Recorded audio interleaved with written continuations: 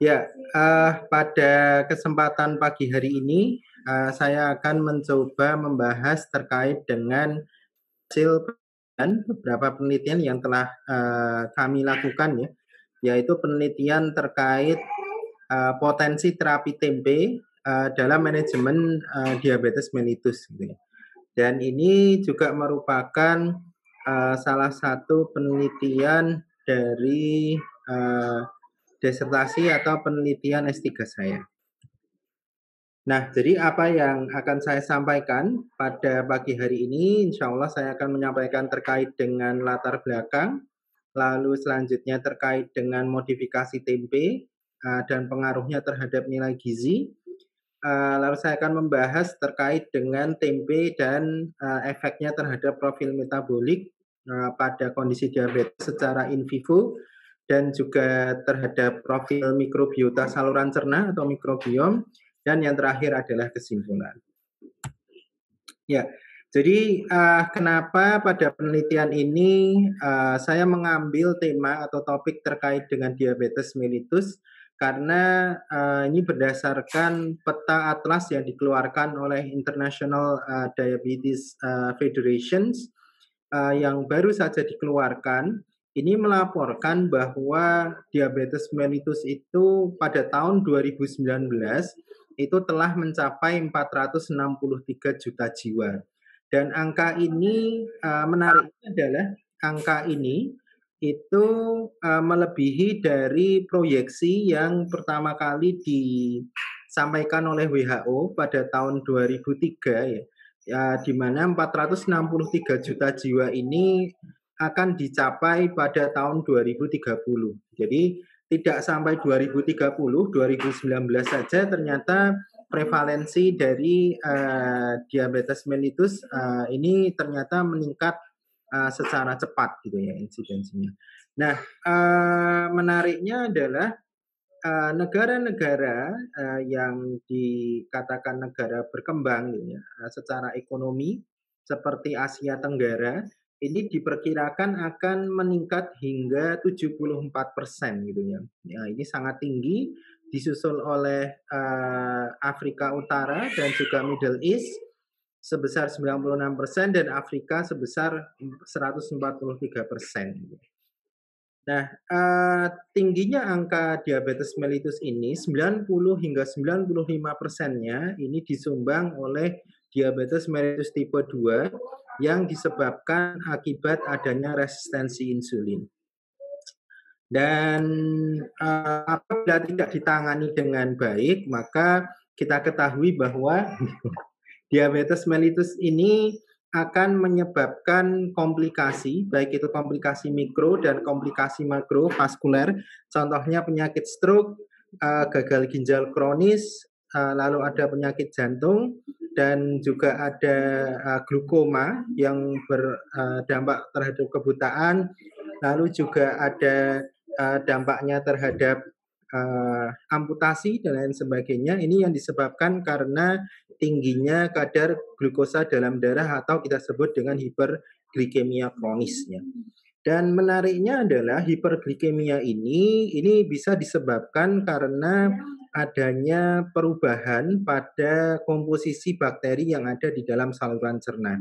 Studi menunjukkan bahwa bakteri pada pasien atau individu dengan diabetes mellitus itu memiliki karakteristik yang khas, yang spesifik, yang berbeda dengan individu normal. Contohnya adalah pasien pada diabetes mellitus kecenderungannya akan memiliki bakteri gram negatif yang ini nantinya bisa meningkatkan produksi sitokin inflamasi. Lalu ada leaky gut atau leaky gut gitu ya. Dan ini nantinya akan berdampak pada gangguan sensitivitas insulin. Lalu ada juga penurunan bakteri penghasil asam lemak rantai pendek yang ada di dalam saluran cerna, di mana penurunan bakteri asam lemak rantai pendek ini juga berhubungan terhadap kejadian inflamasi atau radang pada individu dengan diabetes mellitus. Dan menariknya lagi adalah pada pasien DM ini juga terjadi peningkatan bakteri BCAA ya, atau asam amino rantai cabang gitu ya. BCAA yang dimana sebagaimana kita ketahui kalau bagi kita ahli gizi, BCAA ini sebetulnya menarik ya, karena bisa digunakan pada pasien penyakit kronis gitu ya, misalnya pada pasien dengan penyakit hati atau pada pasien dengan penyakit gagal ginjal kronis gitu ya, biasanya diberi suplementasi BCAA gitu ya. Namun ternyata pada pasien diabetes mellitus BCAA ini diketahui mampu menyebabkan resistensi insulin yang ada di dalam otot seperti itu, sehingga BCAA ini sebagai pedang bermata dua. Dan menariknya lagi adalah bakteri BCAA ini biasanya meningkat akibat konsumsi makanan yang tinggi daging-dagingan seperti itu. Jadi konsumsi meat consumptions ini sangat berhubungan dengan peningkatan bakteri BCAA. Jadi diet ini dia memiliki efek juga terhadap bakteri, dan juga aktivitas fisik menariknya ini juga dia punya efek juga terhadap mikrobiota saluran cerna. Sehingga mikrobiota saluran cerna ini sebetulnya bisa dimodulasi atau kita bisa melakukan intervensi supaya memberikan efek yang menguntungkan, karena peran dari mikrobiota ini, saluran cerna ini baru mulai diperhatikan pada belum lama ini ya, kurang lebih tahun 2010 melalui penelitian yang disampaikan oleh Lei et al. Yang sangat groundbreaking ya, yang sangat menarik sekali, yang mereka menemukan bahwa transplantasi bakteri yang dari feses orang obesitas ya, individu dengan obesitas itu bisa menyebabkan individu yang ditransplantasi itu menjadi obesitas gitu ya, meskipun awalnya normal. Itu pertama kali dilakukan pada hewan coba, dan hewan coba tersebut dinamakan dengan hewan coba gerontobiotik seperti itu. Ya, lalu tadi kita ketahui bahwa sebagian besar dari kita sebagai ahli gizi apabila memberikan diet atau terapi diet pada pasien dengan diabetes ini hanya berfokus pada sisi makronya saja ya. Artinya bagaimana kita menghitung karbohidrat, lalu menghitung asupan gula dan lain sebagainya. Tapi kita melupakan satu faktor yang penting juga, yaitu mikrobiota saluran cerna itu. Nah, sebetulnya kita tidak perlu memberikan makanan atau suplemen yang mampu meningkatkan bakteri tertentu pada saluran cerna gitu ya. Ternyata ada bahan makanan yang sehari-hari kita konsumsi, tapi dia memiliki efek untuk memperbaiki atau memodulasi bakteri yang ada di dalam saluran cerna. Nah, pada kesempatan ini saya akan mempresentasikan terkait dengan betapa ajaibnya tempe gitu ya, makanan yang mungkin dikenal sebagai makanan ya bukan kelas atas ya, tapi kelas menengah bawah. Ternyata ini mampu memiliki kemampuan dalam memperbaiki mikrobiota saluran cerna. Nah, uniknya lagi kalau misalnya ini dari hasil yang nanti akan saya sampaikan, ternyata efek ini itu bisa dipengaruhi oleh bagaimana cara kita membuat tempe itu sendiri. Ya, jadi bisa jadi beberapa studi yang menunjukkan, oh saya tiap hari makan tempe ya, tapi tidak ada efeknya ke arah glukosa darah saya gitu ya. Nah ini ternyata salah satunya dipengaruhi oleh teknik atau cara pembuatan tempe itu sendiri. Nanti saya akan membahas secara detail di slide berikutnya teknik apa yang bisa digunakan untuk meningkatkan efek anti diabetes, anti hiperglikemia, dan juga kemampuan untuk meningkatkan bakteri yang ada di dalam saluran cerna.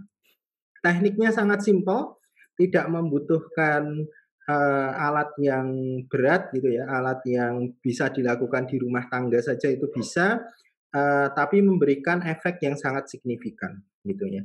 Nah, karena ini berdasarkan studi, ini juga baru mulai tahun 2013 bahwa proses pembuatan tempe itu mempengaruhi nilai gizi produk pada tempe, cita rasa pada tempe.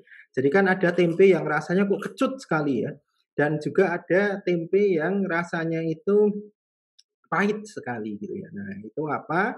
Itu ternyata dipengaruhi oleh cara pembuatan tempe itu sendiri. Dan yang terakhir ini yang akan saya diskusikan bersama, ternyata teknik pembuatan tempe ini juga berperan penting terhadap efek fungsional dari tempe itu sendiri.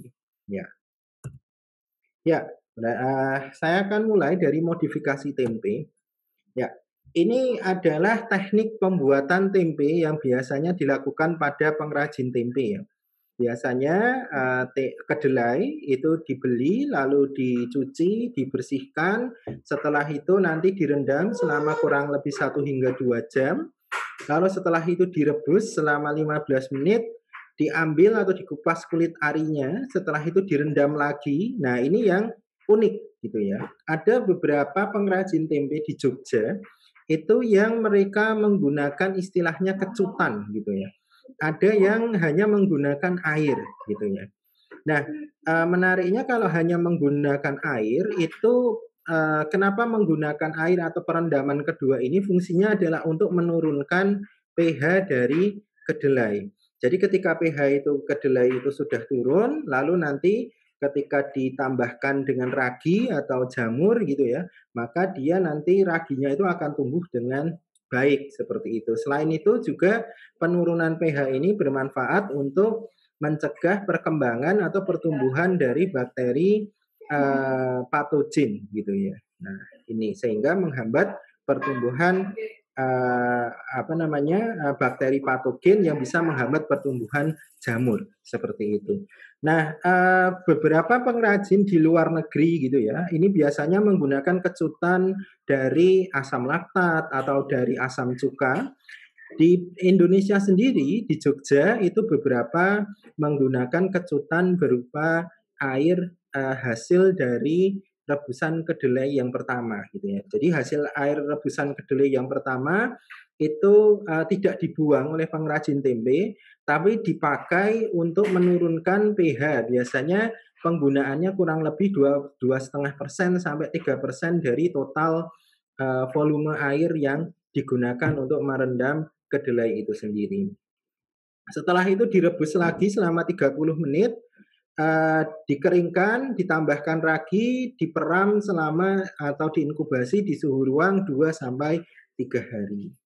Nah, menariknya adalah beberapa proses modifikasi ini mampu mempengaruhi nilai gizi dan juga profil mikrobiota yang ada di dalam tempe.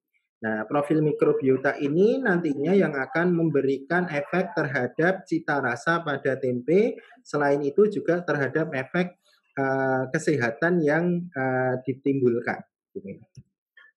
Nah, ini adalah efek kecutan. Jadi saya memodifikasi dengan menggunakan teknik 2 kali perendaman, tapi menggunakan beberapa kecutan gitu ya. Ada yang menggunakan kecutan di sini air rendaman dari gaplek, lalu ada yang menggunakan air rebusan dari kedelai yang saya dapat dari pengrajin tempe. Lalu saya menggunakan kultur bakteri Lactobacillus plantarum murni dan yang terakhir saya menggunakan asam laktat dan selanjutnya adalah kontrol yaitu hanya aquades saja atau air saja. Nah, di sini hasil dari penelitian saya ini menunjukkan ternyata penggunaan kecutan ini secara signifikan nilai-nilai dari tempe yang dihasilkan, begitu ya. Dilihat dari kadar airnya, ini tempe yang dibuat dari kecutan air rendaman gaplek itu dia memiliki kadar air yang lebih rendah, namun menariknya dia memiliki kadar serat yang lebih tinggi dibandingkan dengan tempe yang dibuat dari kecutan tipe lainnya. Nah, yang menarik di sini adalah ketika menggunakan hanya asam laktat gitu ya, asam laktat ini sayang sebentar, ayah baru ini sayang. Ya, ketika menggunakan asam laktat sebagai kecutannya, ini ternyata beberapa nilai gizi itu dia mengalami penurunan gitu ya. Contohnya protein ini mengalami penurunan yang sangat signifikan karena dengan adanya bakteri pH yang sangat rendah. Jadi dibandingkan dengan menggunakan kecutan dari air rendaman gaplek atau kecutan kedelai atau menggunakan bakteri Lactobacillus plantarum, pH tempe yang dihasilkan dari kecutan asam laktat itu jauh lebih rendah sehingga dia sangat menghambat pertumbuhan bakteri. Gitu. Nah, dan ini adalah efek terhadap antioksidannya. Ini menarik ya, ternyata bahwa yang tempe yang dibuat dengan menggunakan kecutan kedelai itu memiliki antioksidan yang paling tinggi, dilanjutkan dengan tempe yang dibuat dengan menggunakan bakteri asam laktat yaitu Lactobacillus plantarum. Menariknya adalah hasil analisis molekuler kami lanjutan menemukan bahwa bakteri asam laktat yang terdapat pada air rendaman tempe, air rendaman kedelai yang TK ini ternyata komposisi bakterinya itu hampir sama dengan Lactobacillus plantarum sehingga hasil ini mengkonfirmasi bahwa kalau dari sumbernya yang sama maka aktivitas antioksidannya dia juga sama, tidak jauh berbeda secara statistik seperti itu. Lalu selanjutnya adalah dengan yang menggunakan Aquades, selanjutnya adalah dengan gaplek, yang terakhir adalah dengan asam laktat, gitu ya. Dengan menggunakan kecutan asam laktat ini antioksidannya paling rendah. Hal ini menunjukkan bahwa ada peran dari bakteri yang ada di dalam proses pembuatan tempe itu terhadap nilai gizi dan juga aktivitas antioksidan tempe yang ini dimatikan atau dihambat apabila kita menggunakan kecutan dari asam laktat gitu ya. Kecutan asam laktat yang pH yang sangat rendah ini menghambat pertumbuhan bakteri dan dia mempengaruhi nilai gizi serta aktivitas antioksidan pada tempe itu sendiri. Nah, selanjutnya saya menguji apakah kalau misalnya tadi dari 5 jenis tempe tadi, saya ingin menguji apakah kecutan tadi itu punya efek nggak sih terhadap efek anti hiperglikemia. Nah, pada studi yang pertama ini kami hanya menggunakan 2 jenis saja, yaitu tempe yang berasal dari Aquades dan tempe yang berasal dari kecutan gaplek tadi ya. Jadi kami membandingkan 2 itu tadi.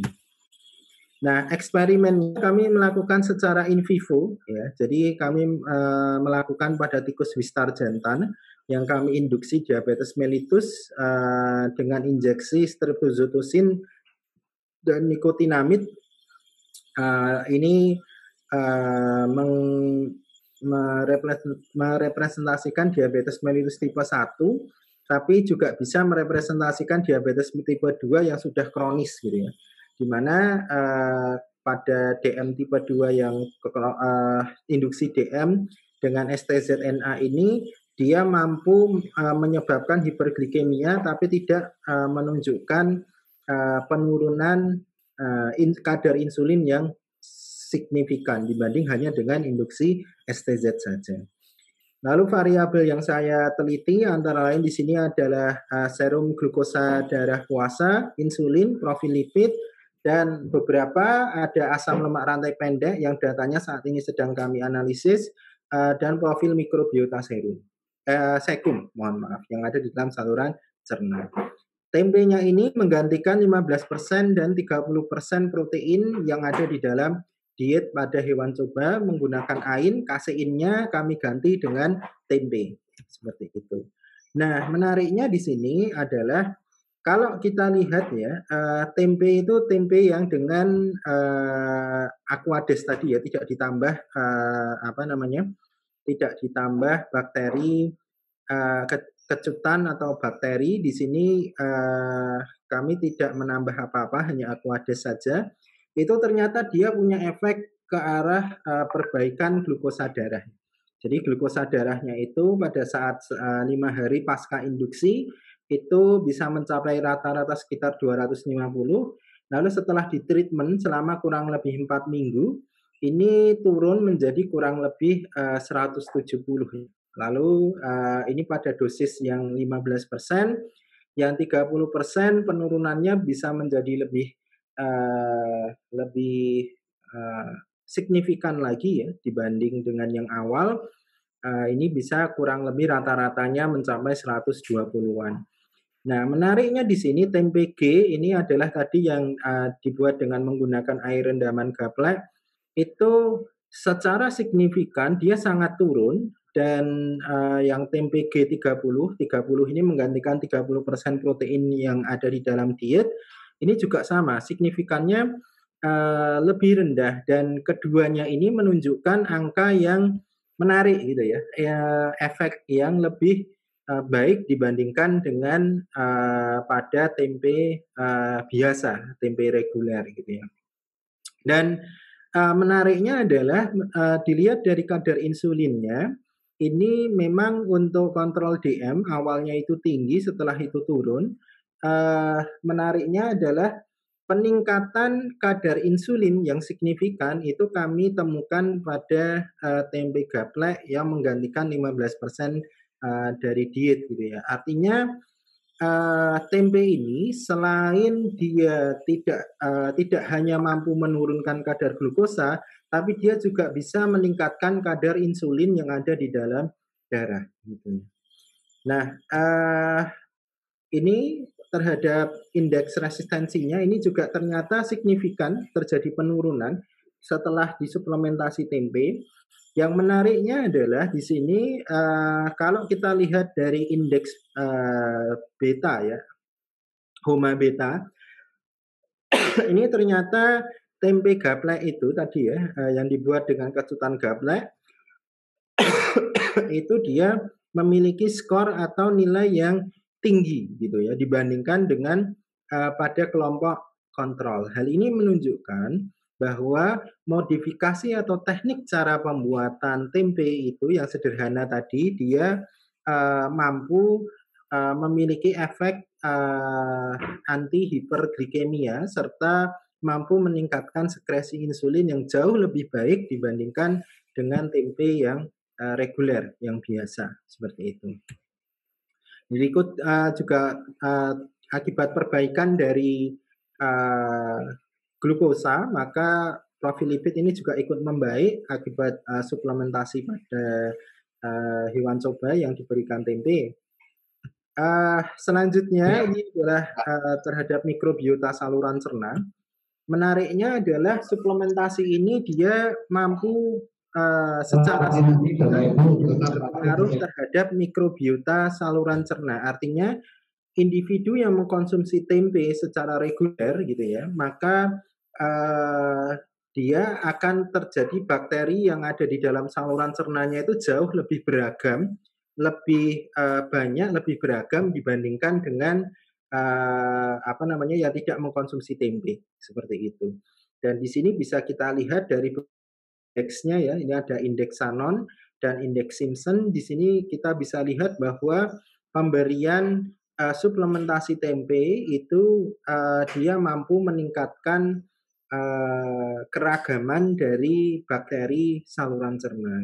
Artinya ini bahwa tempe itu dari penelitian kami ini menunjukkan sangat potensial digunakan untuk meningkatkan keragaman bakteri mikrobiota saluran cerna. Kami analisis lebih dalam lagi kira-kira bakteri apa yang melimpah ya.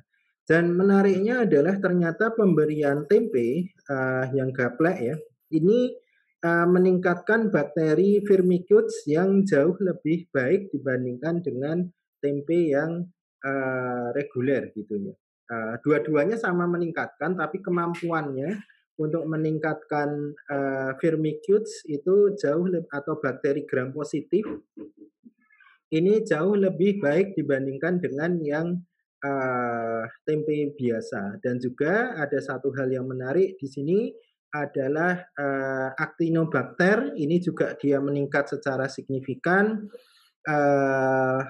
pada kelompok yang diberikan tempe gaplek 15% seperti itu. Artinya dengan apa sih artinya meningkat Firmicutes ini lalu Actinobacternya ini meningkat dengan adanya meningkatnya kedua tipe bakteri ini yang ada di dalam saluran cerna ini menunjukkan bahwa akan terjadi perbaikan pada produksi asam lemak rantai pendek ya.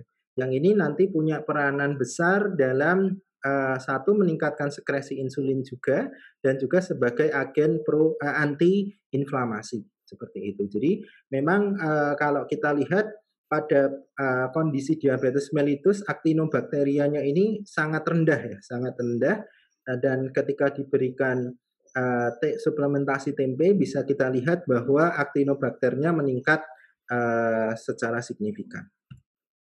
Dan berikut ini hasil dari analisis menyeluruh ya, secara menyeluruh beta diversity terhadap keragaman bisa kita lihat bahwa tempe gaplek ini ya, tempe gaplek 15 dan juga tempe gaplek 30 ini dia memiliki hampir sama ya, dia hampir sama artinya keragaman mikrobiotanya itu hampir sama.